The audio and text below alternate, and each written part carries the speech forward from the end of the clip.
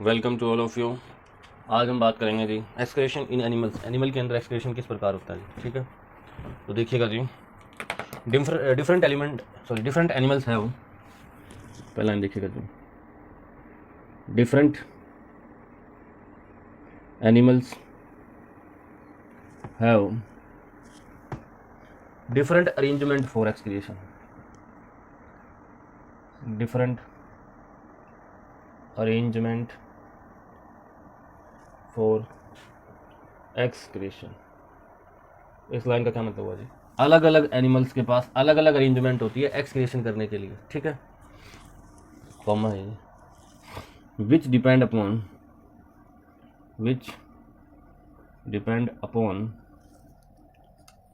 on the constitution of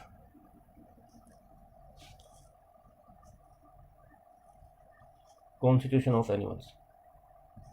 different animal, अलग अलग animal की अलग अलग अरेंजमेंट होती है जी, किसके लिए? फॉर एक्सक्रीशन के लिए। अलग अलग एलिमेंट की क्या मिलेगी आपको? अलग अलग अरेंजमेंट मिलेगी फॉर एक्सक्रीशन के लिए। विच डिपेंड अपॉन, तो किस बात पर डिपेंड करेगी? कॉन्स्टिट्यूशन ऑफ एनिमल्स के ऊपर डिपेंड करेगी, एनिमल किस प्रकार का है, ठीक है। पहला एग्जाम्पल इसमें देख सकते हो आप, in amoeba,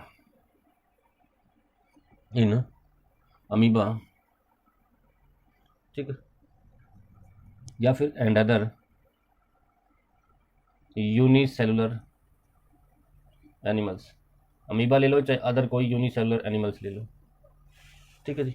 the waste material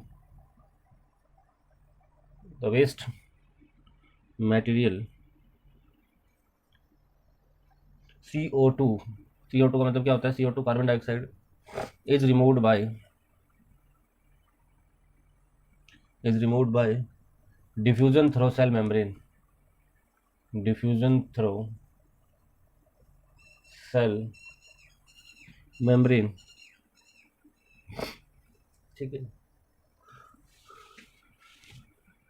but nitrogenous waste like ammonia का फॉर्मूला होता है NH3, like ammonia and excess water are removed by contractile vacuole। अब देखिएगा, different animal have different arrangement for excretion की, अलग अलग एलिमेंट के पास अलग अलग अरेंजमेंट होती है एक्सक्रीशन के लिए, वेस्ट मटेरियल को बाहर निकालने के लिए। विच डिपेंड अपॉन, जो किस बात पर डिपेंड करेगी कि कॉन्स्टिट्यूशन ऑफ एनिमल के एनिमल कैसा है। पहला एग्जांपल आपने लिखा कि इन अमीबा ले लो, आपको बताया हुआ यूनिसेलुलर एनिमल्स क्या होते हैं, जो एक ही सेल होती है, ठीक है जी। अमीबा हो गया। एक और एग्जांपल आपको पहले बताया था मैंने यूनिसेलुलर एनिमल्स का, उसका आप कमेंट करके बताओगे दूसरा कौन सा यूनिसेलुलर एनिमल बताया था आपको, पहले बताया हुआ है।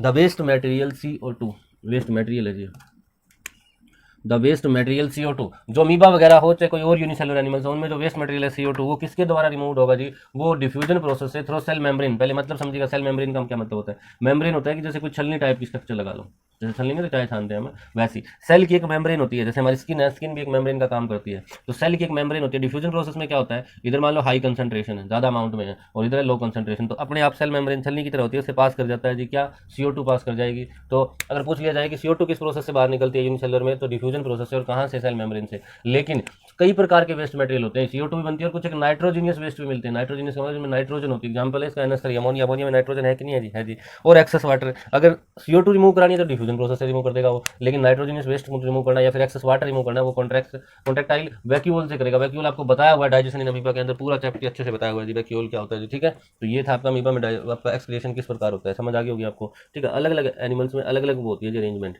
ठीक है। अब हम बात करेंगे जी अर्थवॉर्म की, दूसरी केचुआ जो होता है। सेकंड होगी जी इन अर्थवॉर्म, सेकंड नोट करोगे आप, इन earthworm the tubular structure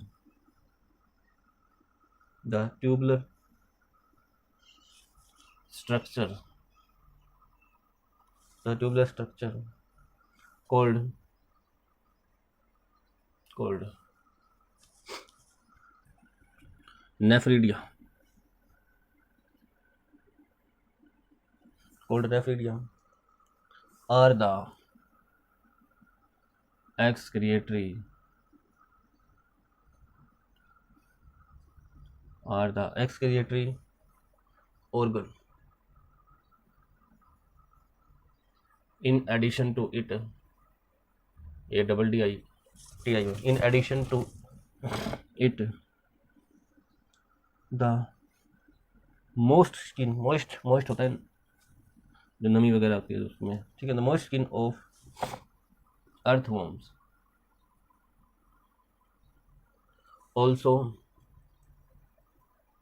also acts as an excretory system,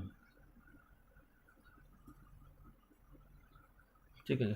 क्या होता है जी, in addition the tube, sorry, in earthworm में क्या होता है, देखो अर्थवॉर्म का मतलब समझिए केंचुए में कुछ एक ट्यूबलर स्ट्रक्चर होती है, ट्यूबलर मतलब ट्यूब के टाइप की स्ट्रक्चर होती है, जैसे ट्यूब नहीं होती अपने पाइप लगा लो उस टाइप की स्ट्रक्चर होती है, उस स्ट्रक्चर को क्या कहा जाता है जी, nephridia are the excretory organ. तो अगर आपसे पूछ लिया जाए कि अर्थवॉर्म में एक्सक्रीटरी ऑर्गन कौन होता है, तो नेफ्रिडिया होता है। इस इन एडिशन टू इट, इसके अलावा क्या होता है जी, एक मोस्ट स्किन भी होती है जो आपकी अर्थवॉर्म की होती है, वो भी किसका काम करती है, आपका एक्सक्रीटरी सिस्टम का काम करती है। अर्थवॉर्म में दो होते हैं, एक नेफ्रिडिया और एक वो स्किन कह दो चाहे स्किन कह दो, ठीक है। आई होप आपको समझ आ गया होगा।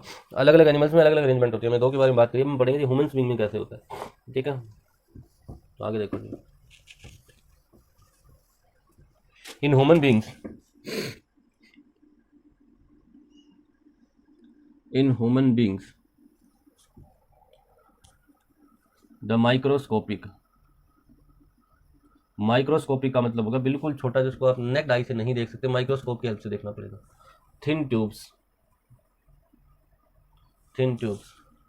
form nephrons which function as a excretory system। Human being में क्या होता है जी, ह्यूमन बीइंग में छोटे छोटे माइक्रोस्कोपिक थिन ट्यूब्स होती हैं, बिल्कुल छोटी छोटी ट्यूब्स होती हैं, जो क्या बनाती है, नेफ्रॉन्स बनाती है। क्या बनाती है, नेफ्रॉन्स। विच फंक्शन, जो नेफ्रॉन्स ही काम करता है किसकी तरह, एक्सक्रीटरी सिस्टम को काम कराने में नेफ्रॉन ही हेल्प करता है। तो अगर आपसे पूछ लिया जाए कि ह्यूमन बीइंग में स्ट्रक्चर और फंक्शनिंग यूनिट क्या रहेगी एक्सक्रीटरी सिस्टम की, तो बता देना जी नेफ्रॉन्स रहेगी। क्या रहेगी जी, नेफ्रॉन्स। अब आगे हम पढ़ेंगे नेफ्रॉन्स क्या होते हैं, किस प्रकार वेस्ट रिमूवल होता है, ह्यूमन बीइंग का हम पूरा डिटेल से पढ़ेंगे, ठीक है। इसके अलावा बाकी है जी आपका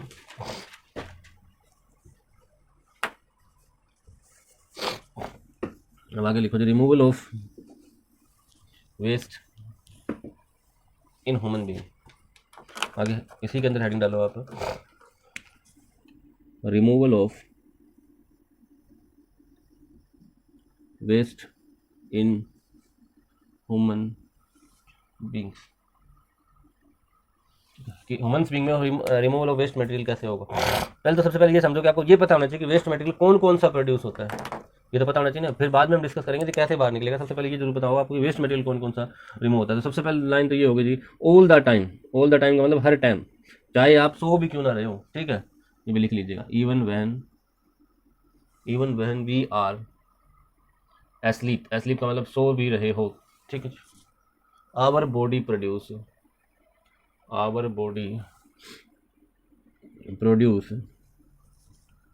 वेस्ट सब्सटेंस।